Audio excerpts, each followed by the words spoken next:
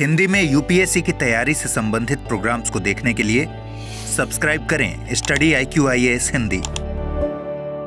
नमस्कार, स्वागत है आपका स्टडी IQ-IAS हिंदी प्लेटफॉर्म पर। आज की चर्चा में मैं बात करने वाला हूं कि क्या 2027 के लिए अभी से IAS परीक्षा की तैयारी शुरू कर देनी चाहिए, क्या इसका कोई लाभ मिल सकता है या फिर अभी हमें बहुत ही लंबा समय है इसकी तैयारी को लेकर के, तो अभी हम इसमें थोड़ा वेट कर सकते हैं, थोड़ा इंतज़ार कर सकते हैं। क्या करना चाहिए, किस तरीके से हमें इसको लेकर निर्णय लेना चाहिए और यदि हम निर्णय लें तो हमारा निर्णय किस दिशा में उन्मुख हो, किस दिशा में हमें सबसे अधिक फोकस करने की ज़रूरत है, ये बहुत अधिक ज़रूरी है समझना। आज की चर्चा में हम लोग इन्हीं पहलुओं को आगे एक एक करके समझेंगे और जानेंगे। देखो यहाँ पर समझना कि 2027 में यदि हम IAS परीक्षा की तैयारी का जो एक टारगेट है वो लेकर के चल रहे हैं, तो फिर आप ये मानकर चलिए कि 2027 में यदि आपका टारगेट है तो निश्चित तौर पर मई या जून 2027 में इसका जो प्री एग्जामिनेशन है वो संपन्न होगा। ठीक है ना। प्रारंभिक परीक्षा अमूमन मई या जून महीने में आयोजित की जाती है, तो जब कैलेंडर आएगा तो एट दैट टाइम लगभग इन्हीं महीनों में से किसी भी महीने में परीक्षा आयोजित की जाएगी। प्री एग्जामिनेशन मई 2027 में होगा या जून 2027 में होगा और मेंस एग्जामिनेशन 2027 के अगस्त या सितंबर में होगा। यदि हम इसको टोटलिटी में देखें और समझें तो फिर आपके पास में अभी से लगभग 2-2.25 साल का समय बचा हुआ है इसकी तैयारी को लेकर के। यदि आपके मन में ये बात है कि नहीं, अभी तो हमारे पास में बहुत लंबा समय है, अभी से ही हम तैयारी करके क्या ही कर लेंगे, तो शायद आप गलत सोच रहे हैं। पूछिए कैसे। इसका कारण ये है कि देखो, जब हम IAS के पाठ्यक्रम को देखते हैं, IAS के पाठ्यक्रम में जो बातें निहित हैं वो बताती हैं कि आपकी तैयारी दीर्घावधिक होनी चाहिए। दीर्घावधिक तैयारी,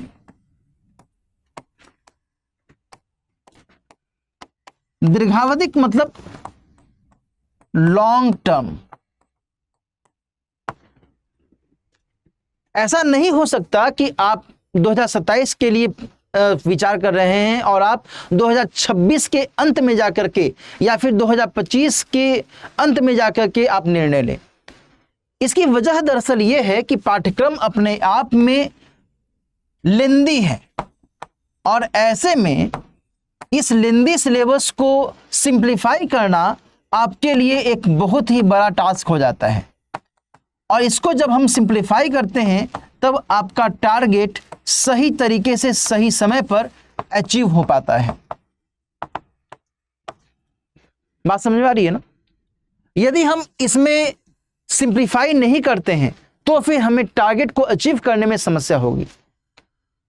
और इसी कंटेक्स्ट में ये ध्यान रखिएगा कि जब हम पाठ्यक्रम को देखते हैं तो पाठ्यक्रम में हमें कई सारे विषयों को पढ़ना होता है, जिसमें हिस्ट्री, पॉलिटी, ज्योग्राफी, इकोनॉमी, विज्ञान और प्रौद्योगिकी, art and culture, world history, national and international relations, disaster management, internal security, ethics, essay, optional paper, ये तमाम विषय आपको पढ़ने होते हैं। और यदि आपके पास में बेसिक अंडरस्टैंडिंग नहीं है, बेसिक अंडरस्टैंडिंग की यदि कमी है किसी भी विषय के कॉन्टेक्स्ट में, तो आपके लिए आगे चुनौती हो सकती है। बेसिक अंडरस्टैंडिंग आपका बहुत ही क्लियर होना चाहिए हर एक विषय को लेकर के।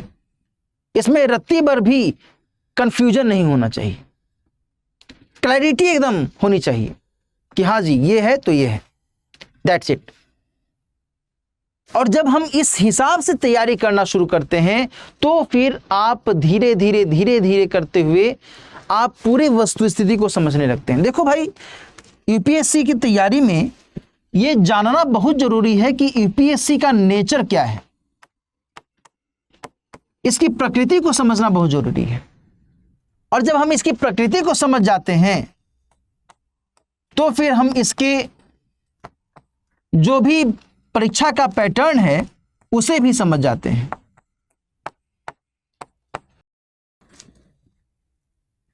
परीक्षा के पैटर्न को जब हम समझ जाते हैं तो फिर हम उसी दिशा में तैयारी करते हैं, और जब हमारी तैयारी इसी दिशा में होने लगती है तो फिर हम सफल भी हो जाते हैं। सफलता की संभावना फिर ऑब्वियसली हो जाती है।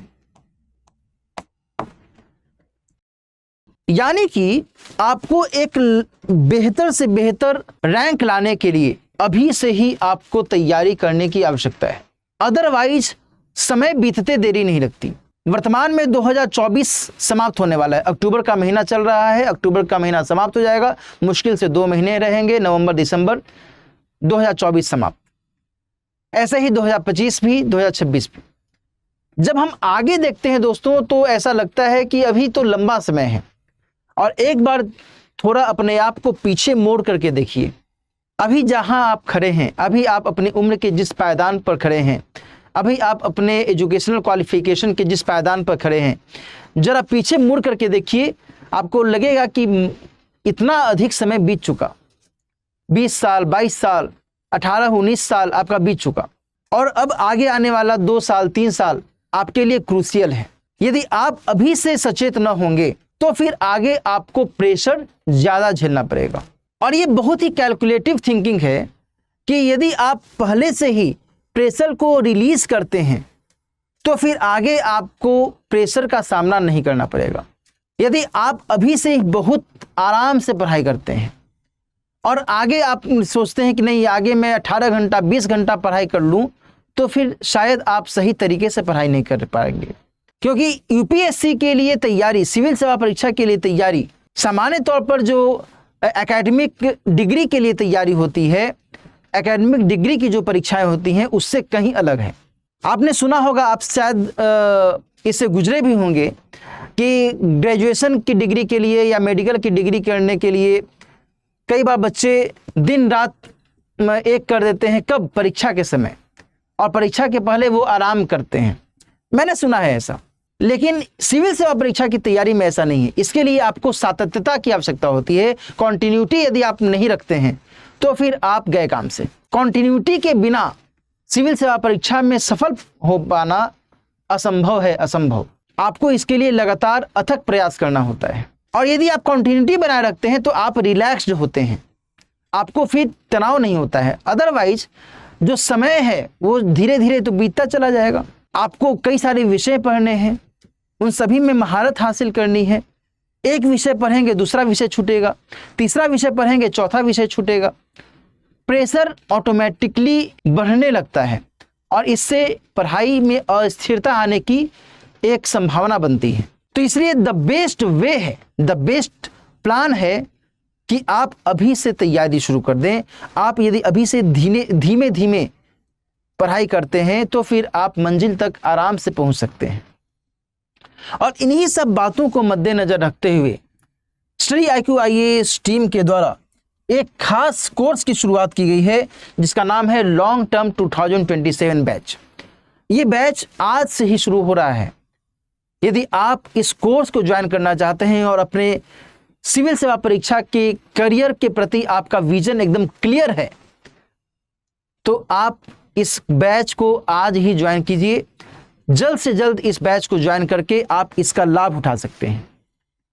इस बैच में आपको कई सारे जो सुविधाएं हैं वो मिल रही हैं, जिसका सबसे जो अहम हिस्सा है वो ये कि आपको बेसिक से लेकर एडवांस लेवल तक की जो पढ़ाई है वह हर एक विषय में आपको मिल रही है। इसलिए ये सोचने समझने की ज़रूरत ही नहीं है कि मेरा फिजिक्स कमज़ोर है, मेरा बायोलॉजी कमज़ोर है, हिस्ट्री कमज़ोर है, या ज्योग्राफी कमज़ोर है, इकोनॉमी कमज़ोर है, या साइंस कमज़ोर है। Not need to be worried.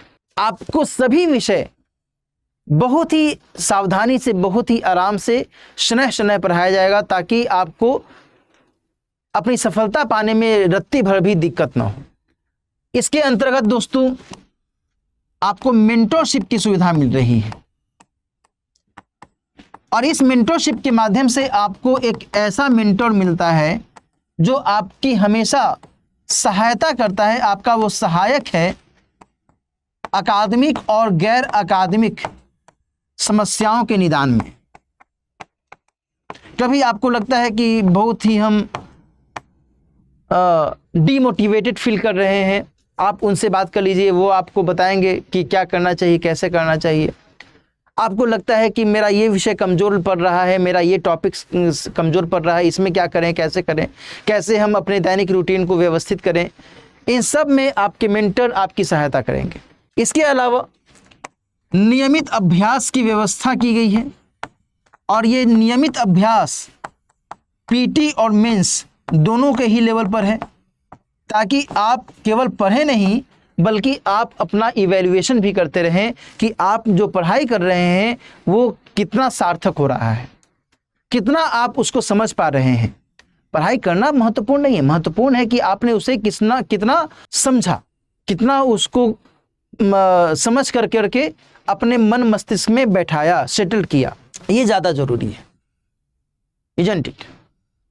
तो ये तमाम सुविधाएं आपको इस बैच के अंतर्गत मिल रही हैं। साथ ही दोस्तों यहाँ ध्यान रखिएगा कि इसी बैच में आपको निबंध का जो पेपर होता है, जो कि अपने आप में बहुत इंपॉर्टेंट पेपर होता है, 250 मार्क्स का ये पेपर होता है, तो निबंध की तैयारी, साथ ही आपने संभवतः सुना होगा सीसेट के बारे में, सिविल सर्विसेज एप्टीट्यूड टेस्ट के बारे में। प्रारंभिक परीक्षा में ये बहुत ही डिसीजन मेकिंग की तरह काम करता है।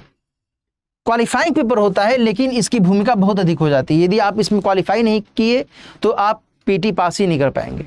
तो ये दोनों ही जो खंड हैं ये आपको इस बैच में बिना किसी अतिरिक्त शुल्क के मिल रहा है और निश्चित तौर पर इससे आपको लाभ मिलेगा। तो ये तमाम सुविधाएं आपको इस बैच के अंतर्गत मिल रही हैं।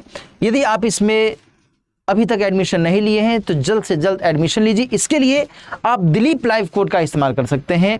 इसके माध्यम से आप मात्र 35,999 में इस लॉन्ग टर्म बैच से जुड़ सकते हैं। लगभग 2.5 साल का यह पूरा का पूरा ये पैकेज है, जिसमें आपको नियमित तौर पर जो पाठ्य सामग्री है वो भी मिलेगी और जो आप लगातार लेक्चर करेंगे वो तो करेंगे ही करेंगे। टेस्ट की सुविधाएं मैंने आपको बता ही दी, मेंटरशिप की सुविधाएं मैंने बता दी। ये तमाम सुविधाएं आपको इस बैच के अंतर्गत मिल रही हैं। Getting it? इसके जरिए आप अपनी सिविल सेवा परीक्षा की तैयारी बहुत ही शानदार तरीके से, नियमित तरीके से कर सकते हैं। तो देरी मत कीजिए। यदि अभी आप देरी करेंगे तो आगे आपको और देर हो जाएगी। इसलिए सलाह यही है कि यदि आप टारगेट ले रहे हैं, आपका विजन क्लियर है कि नहीं मुझे तैयारी करनी है भाई, आपको एक टारगेट लेकर के चलना ही चाहिए। अदरवाइज आप स्कैचर्ड हो जाएंगे, आपको समझ में ही नहीं आएगा कि मैं तैयारी किस वर्ष के लिए करूं। आपके मन मस्तिष्क में क्लियर होना चाहिए, आपका पूरा का पूरा एम उसी के आधार पर बेस होना चाहिए, तभी आप सफलता पा सकते हैं। तो इस कंटेस्ट में ये बैच आपकी बहुत अधिक सहायता कर सकता है। दिलीप लाइव कोड का इस्तेमाल करना मत भूलिए, इसके माध्यम से आपको अधिकतम डिस्काउंट के साथ में इसमें एडमिशन मिल सकता है। इसके अलावा यदि आप मुझसे जुड़ना चाहते हैं, आपका इस बैच को लेकर के कोई सवाल है, कोई क्वेरी है, या आप इस बैच की में एडमिशन के लिए अतिरिक्त डिस्काउंट चाहते हैं, तो आप मुझसे इस मेल आईडी के माध्यम से संपर्क कर सकते हैं। आप मुझसे टेलीग्राम चैनल के माध्यम से भी जुड़ सकते हैं। Getting it? मिलते हैं फिर बैच में। अपना ख्याल रखिए, अच्छे से पढ़िए, स्वस्थ रहिए, सुरक्षित रहिए। All the best. हिंदी में यूपीएससी की तैयारी से संबंधित प्रोग्राम्स को देखने के लिए सब्सक्राइब करें स्टडी IQ IAS हिंदी।